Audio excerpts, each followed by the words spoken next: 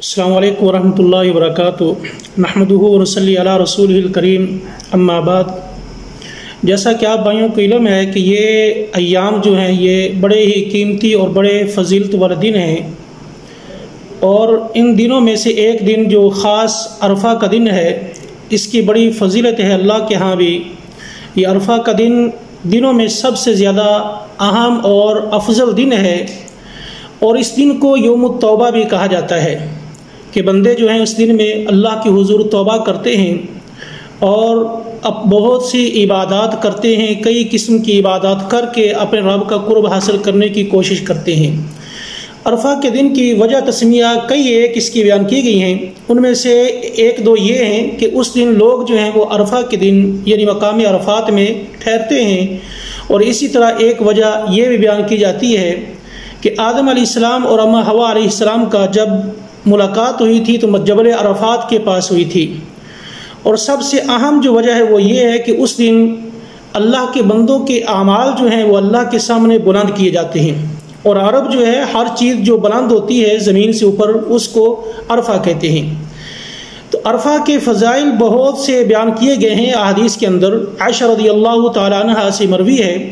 کہ نبی کریم صلی اللہ علیہ وسلم نے ارشاد فرمایا، ما من یوم اکثر من ان یعتق اللہ فیہ عبدا من النار من عرفہ۔ آپ صلی اللہ علیہ وسلم نے ارشاد فرمایا، اللہ رب العالمین عرفہ کے دن جس طرح اپنے بندوں کو جہنم سے آزادی دیتا ہے،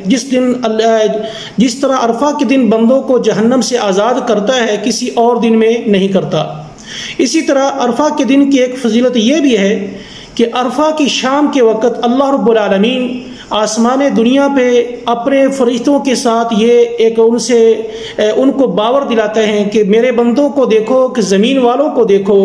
کہ آج وہ دنیا کے کونے کونے سے وہاں جمع ہوئے ہیں جن کے بارے میں تم یہ باتیں کیا کرتے تھے، اور اللہ رب العالمین اپنے سارے بندوں کو اس دن جو خلوص نیت سے گیا ہے سب کو معاف فرما دیتا ہے۔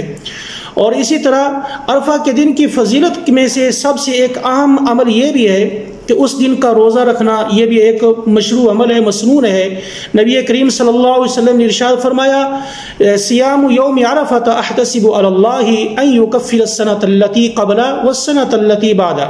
مجھے اللہ پر امید ہے کہ اللہ رب العالمین میرے بندوں کے